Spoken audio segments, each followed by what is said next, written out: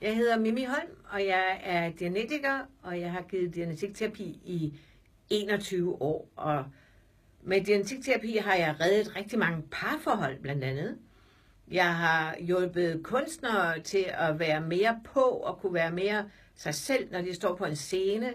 Jeg har hjulpet folk til ikke at være jaloux.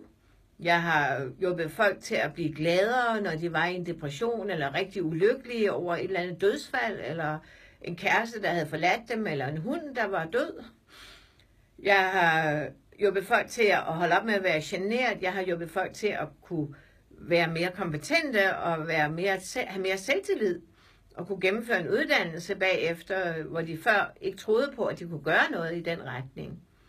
Så det er et fantastisk værktøj, og det er ikke begrænset af de her ting, jeg nu har fortalt. Men prøv det for dig selv. Køb bogen, og prøv dianetikterapi. Du vil ikke fortryde det.